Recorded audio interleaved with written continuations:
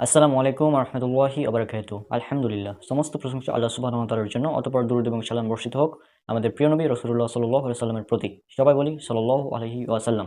আজকে আমাদের পবিত্র কোরআন এবং আধুনিক বিজ্ঞান এই সিরিজের 50তম পর্ব, অর্থাৎ আজকে আমাদের কোরআন এবং মডার্ন সায়েন্স এই সিরিজের 50টি এপিসোড কমপ্লিট হবে।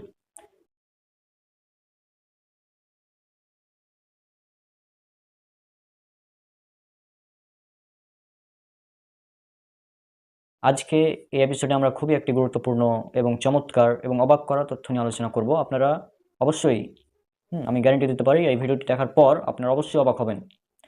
আপনারা কি জানেন আমাদের চোখের মধ্যে লোহা রয়েছে? শুনে হয়তো আজব লাগছে বিষয়টা, যে চোখের মধ্যে লোহা, ব্যাপারটা কেমন, তাই না? কিন্তু আপনারা ভিডিওটি সম্পূর্ণ দেখতে থাকুন, ইনশাল্লাহ আপনারা এই বিষয়টি একদম ক্লিয়ার হয়ে যাবেন। তো যেটা বলছিলাম, আমাদের চোখের মধ্যে লোহা অবস্থান করে। লোহা অর্থাৎ আমাদের চোখের মধ্যে লোহার কিছু কণিকা অবস্থান করে। এই তথ্যটা আমরা অনেকটা চিন্তা করতে পারি না, যে আমাদের চোখের মধ্যে আবার লোহা কীভাবে থাকবে। কিন্তু পবিত্র কোরআন মাজিদে আজ থেকে 1500 বছর আগে এই বিষয়ে উল্লেখ করে দেওয়া হয়েছে। কোরআনে কি বলা হয়েছে সেটা আমি পরবর্তীতে আসছি, তার আগে বলি যে বিজ্ঞান এ বিষয়ে কি বলছে। প্রথমে বলি আমাদের চোখের মধ্যে লোহার অবস্থানটা আসলে কোন জায়গায়। আমি যখনই বলছি যে চোখের মধ্যে লোহা আছে, তখন আমাদের মনে হতে পারে, অনেকের মনে হতে পারে যে আমাদের চোখের মধ্যে হয়তো লোহার কোনো টুকরো বা এই জাতীয় কিছু থাকতে পারে। কিন্তু বিষয়টা এমন না। আমরা অনেক সময় বলি আমাদের শরীরে জিঙ্কের অভাব রয়েছে, বা আয়রনের অভাব রয়েছে, ম্যাঙ্গানিজের অভাব রয়েছে। আর এ কারণে আমরা অনেক সময় জিঙ্কের ট্যাবলেট বা আয়রনের ট্যাবলেট বা সিরাপ খেয়ে থাকি এই ঘাটতিগুলো পূরণ করার জন্য। এখন এই আয়রন এবং জিঙ্ক এগুলো মূলত ধাতু। আমাদের শরীরের জন্য এই ধাতুগুলোর আয়নিত অবস্থা হচ্ছে গুরুত্বপূর্ণ। যখনই আমাদের শরীরে আয়রনের ঘাটতি হয়, তখনই আমরা এই আয়রন বা আয়রনের সিরাপ বা ইত্যাদি আমরা খেয়ে থাকি বিভিন্ন। আর এই আয়রনের সিরাপ বা এগুলো ট্যাবলেট এগুলো খাওয়ার ফলে আমাদের আয়রনের যে ঘাটতি রয়েছে শরীরে, সেগুলো পূর্ণ হয়। আমরা যে আয়রন বলছি, এই আয়রন এর বাংলা শব্দ হচ্ছে লোহা, এবং এর আরবি শব্দ হচ্ছে হাদিদ। এই বিষয়টি আপনারা একটু পরবর্তীতে জানতে পারবেন। আমাদের শরীরে যে আয়রনগুলো রয়েছে, এগুলো মূলত সবই আয়নিত অবস্থায় থাকে। অর্থাৎ এগুলো যে সরাসরি একদম লোহার যে লোহা রয়েছে না, এরকম থাকে না। এগুলো আয়রন হচ্ছে আমাদের আয়নিত অবস্থায় থাকে। এখন মূল বিষয় আসি যে আমাদের চোখের মধ্যে যে আয়রনটা রয়েছে, এর অবস্থানটা আসলে কোথায়। আমরা জানি আমাদের চোখের সবচেয়ে গুরুত্বপূর্ণ অংশ সেটা হচ্ছে রেটিনা। চোখের লেন্স এই আলোক কেন্দ্রভূত করে আমাদের রেটিনার উপর একটা উল্টো প্রতিবিম্ব তৈরি করে। রেটিনার মধ্যে থাকে কিছু আলোক সংবেদী কোষ। আমাদের চোখের মধ্যে তৈরি হওয়া এই ছবিটা মূলত তড়িৎ শক্তিতে রূপান্তর করে এই রেটিনা। এই রেটিনা মূলত গোলাকার, এবং এর কেন্দ্রবিন্দু মূলত যে বিন্দুটা থেকেই এই ইলেকট্রিক সিগন্যালটা আমাদের ব্রেনে ট্রান্সফার শুরু হয়, এই অংশটা হচ্ছে ম্যাকুলা। আর চোখের এই গুরুত্বপূর্ণ অংশ যার নাম macula, it's made of iron, অর্থাৎ এই ম্যাকুলা এটা হচ্ছে আয়রনের তৈরি।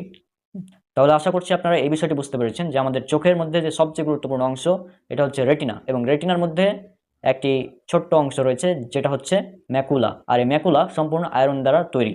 আর এই ম্যাকুলা এতটাই গুরুত্বপূর্ণ যে এই ম্যাকুলা যদি না থাকে তাহলে আমরা চোখে দেখতে পাই না। অর্থাৎ আমাদের চোখে দেখার জন্য যে অঙ্গটা গুরুত্বপূর্ণ ভূমিকা পালন করে সেটা হচ্ছে ম্যাকুলা, আর এটা আয়রন দিয়ে তৈরি। আমরা যেমন চোখে দেখতে পারি, যেমন অনেক তীক্ষ্ণ সূক্ষ্ম সূক্ষ্ম বিষয়গুলো যে আমরা দেখতে পারি, বা খুবই শার্প দৃষ্টিতে, মানে খুবই শার্প যে বিষয়গুলো আমরা দেখতে পারি, এ সব কিছুই নিয়ন্ত্রণ করে চোখের এই ম্যাকুলা। অর্থাৎ একটা চোখের মধ্যে ম্যাকুলা খুবই গুরুত্বপূর্ণ জিনিস, যেটা যদি একটু ক্ষয় হয়ে যায় তাহলে আমরা চোখে ঝাপসা দেখতে শুরু করি।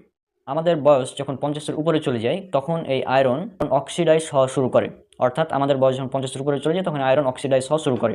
আমরা যদি একটি লোহাকে সাধারণ অবস্থায় রেখে দিই, তারপরে লোহার এই অক্সিডেশনের ফলে এটা মরিচে পরিণত হয়।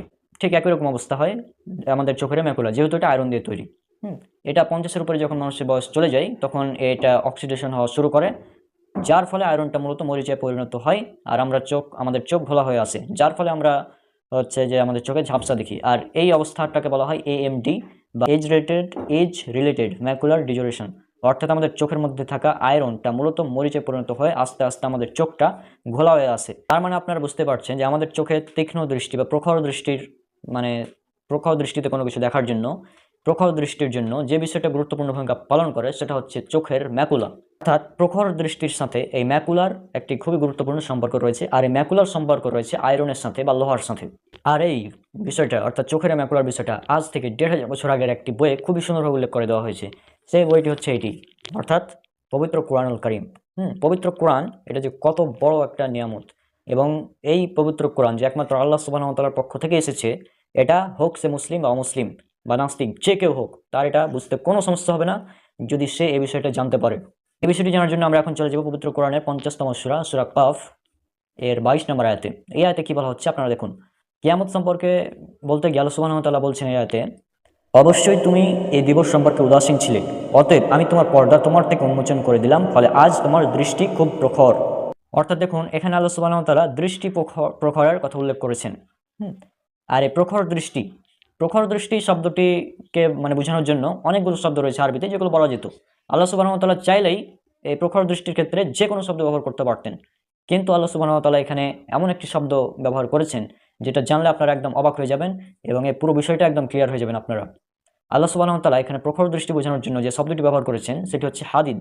অর্থাৎ হাদিদ শব্দটি ব্যবহার করেছেন প্রখর দৃষ্টি বোঝানোর জন্য।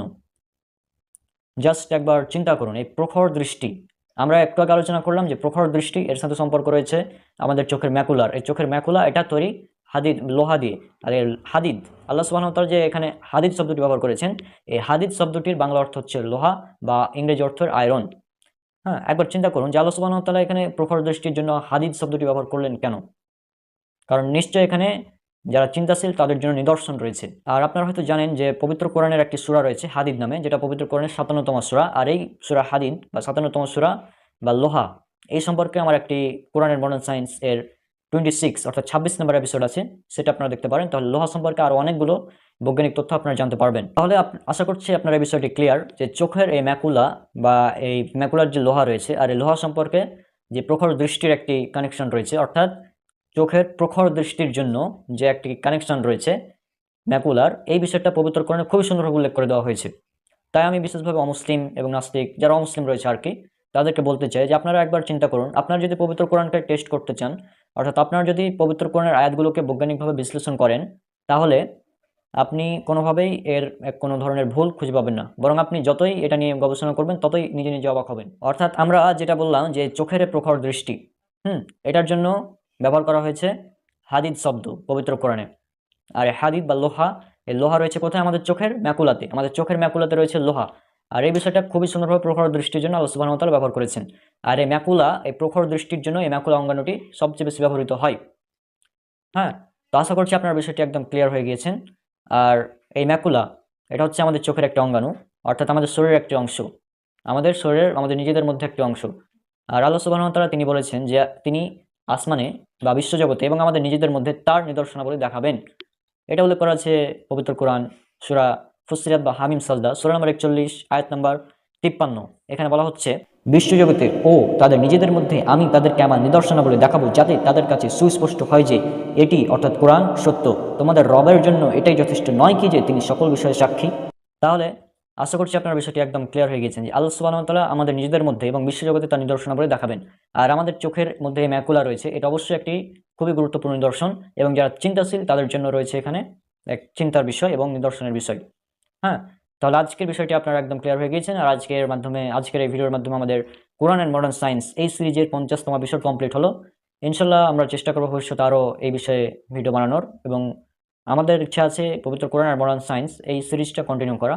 দেখা যাক কতটা পারি। সব আমার জন্য অনেক অনেক দোয়া করবেন যেন আমি এই সিরিজগুলো এবং বিভিন্ন বিষয়ে আরও কন্টেন্ট তৈরি করতে পারি। তো আজকে বিদায় নিচ্ছি, ইনশাআল্লাহ দেখা হবে পরবর্তী কোনো ভিডিওতে। আসসালামু আলাইকুম রহমতুল্লাহি ওয়া বারাকাতুহু।